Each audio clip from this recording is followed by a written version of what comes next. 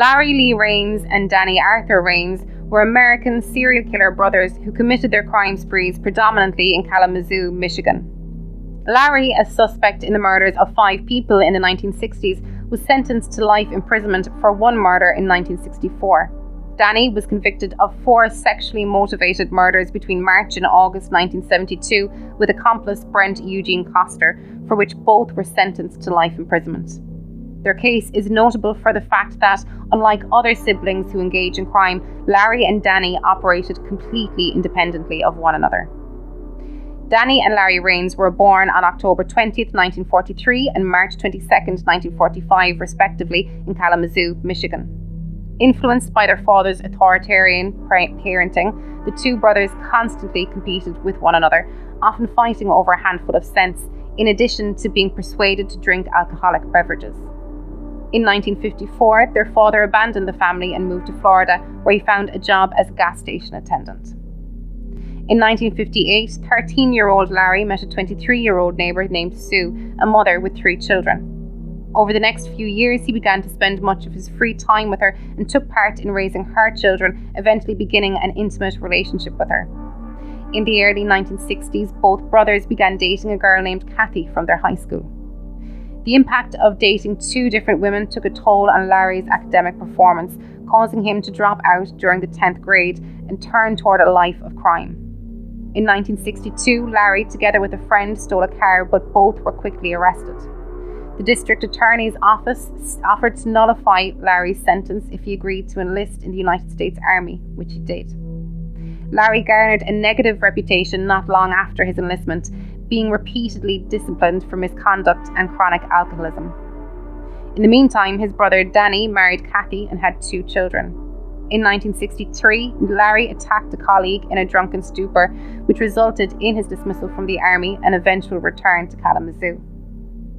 Larry repeatedly begged Sue to marry him, but was refused each time. Devastated by her refusals, he attempted to take his own life on December 23, 1963, by trying to suffocate himself by inhaling exhaust fumes from his 1958 Plymouth Plaza.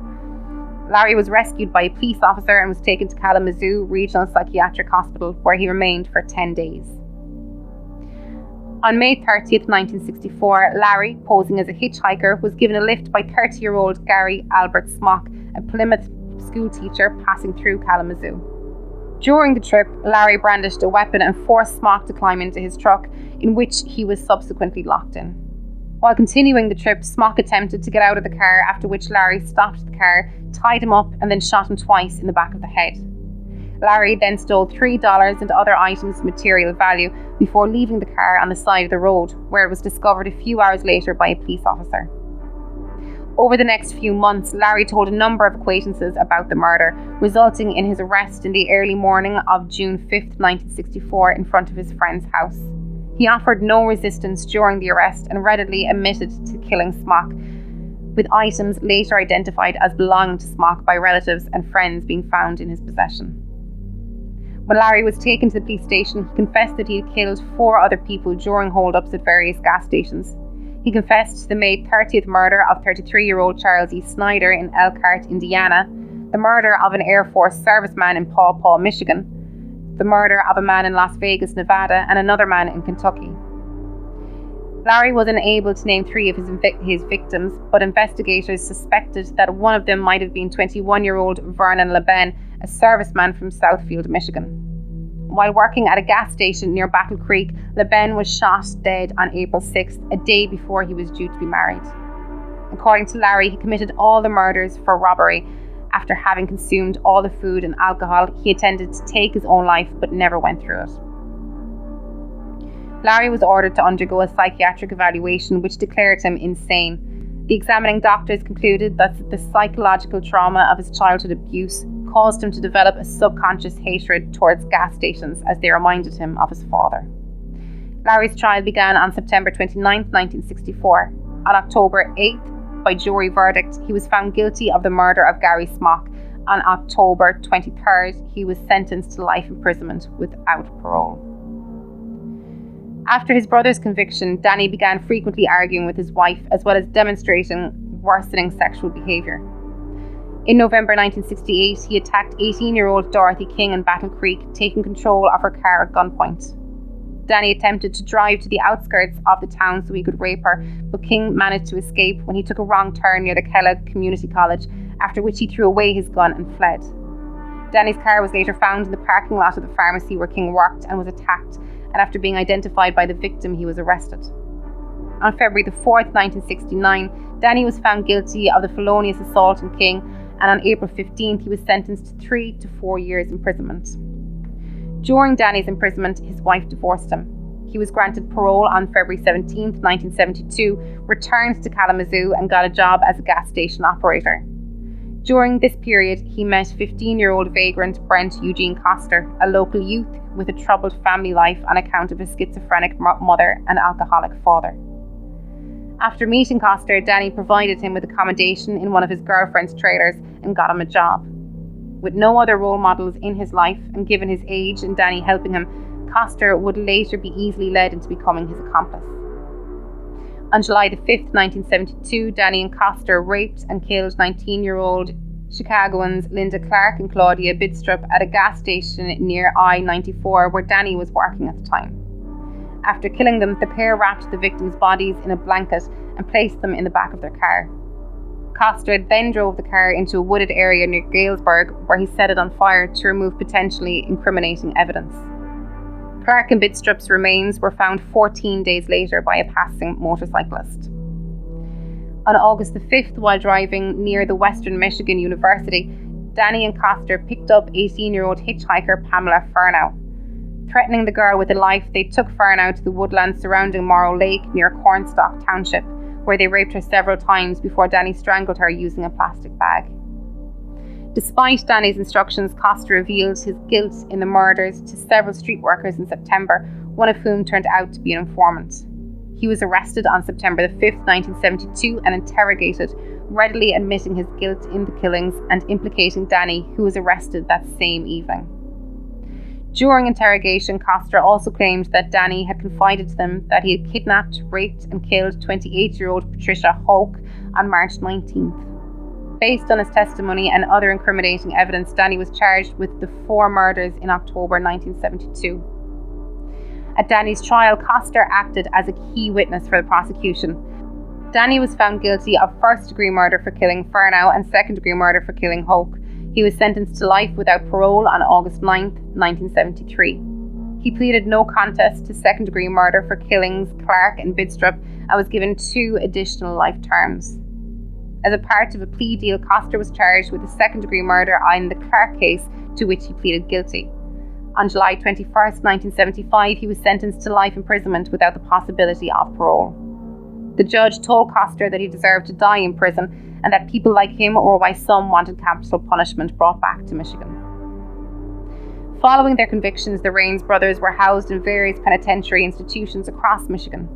In the early 1970s, following his brother's conviction, Larry officially changed his name to Monk Steppenwolf after the protagonist of the Hermann Hesse novel Steppenwolf, which he had read in 1967. While imprisoned, Larry maintained contact with his brother's ex-wife, who married him on March 22, 1976, on his 31st birthday. In August 1986, Larry was visited by journalists in prison for an interview in which he spoke about being visited by his mother, sister, and another woman with whom he had been in a relationship for 3 years. He spoke impartially about Danny, stating that they had not spoken to one another since the late 1960s.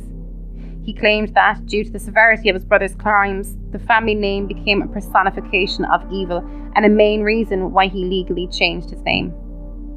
Larry additionally claimed to have made several unsuccessful attempts to commit suicide by hanging and by ingesting lacquer thinner and gelatin capsules, all of which occurred in the mid-1960s. In the early 1970s, he took up bodybuilding, but at one point stopped playing sports and refused to eat for 29 days, nearly dying from cachexia in the process. Larry stated that while serving his sentence, he earned a living through usury and social activities, sewing slippers and drawing. He told an interviewer that he'd read many books, filling his educational gaps and developing his eloquence, for which he gained a reputation amongst other inmates as a skilled manipulator.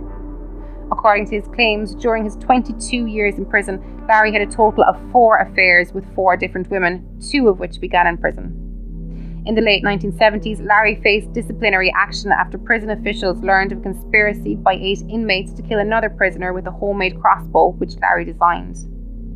Additionally, Larry alleged rampant corruption within the prison, which he and another of inmates used to gain access to marijuana.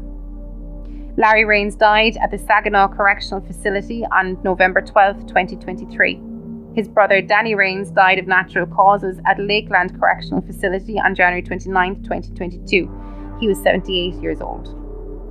Danny's accomplice, Brent Koster, underwent many sex offender rehabilitation programs and earned a law degree. He was an exemplary prisoner, according to prison officials, but nonetheless had his parole applications consistently denied. In September 2020, at yet another parole hearing, the Commission, taking into account his apparent remorse and the young age during which he committed his crimes, finally approved his application as he was considered unlikely to reoffend. After spending 48 years in prison, the 64-year-old Koster was released from the G. Robert Cotton Correctional Facility on January 21, 2021. He will be fully discharged from his sentence on January 21, 2025. At his final parole hearing, Koster admitted there was no doubt that he deserved to spend the rest of his life in prison, agreeing with what the judge told him during his initial sentencing hearing nearly 50 years previously. However, he said he wanted a chance to contribute to society as a free citizen, saying, "I would like to be given the opportunity to serve the rest of my remaining days in a free community rather than die in prison. I realise what I did. I realise that it is horribly wrong. But there are circumstances that got me involved in this, and one of them is, I know it's rare form to blame the co-defendant, but I was, well, shall we say, under the influence, not, I know what I did. I accept responsibility for that, but if it was not for my co-defendant, I would not be sitting here." Koster gave a full admission of guilt. He said that Danny had told him to assist in strangling Clark and Bidstrup with rope. Koster also admitted that while Danny assisted him with killing Bidstrup, he killed Clark himself. Koster expressed remorse for the murders, saying, "It must have been horrible. I know that. I can't even begin to realise the pain and suffering that they went through.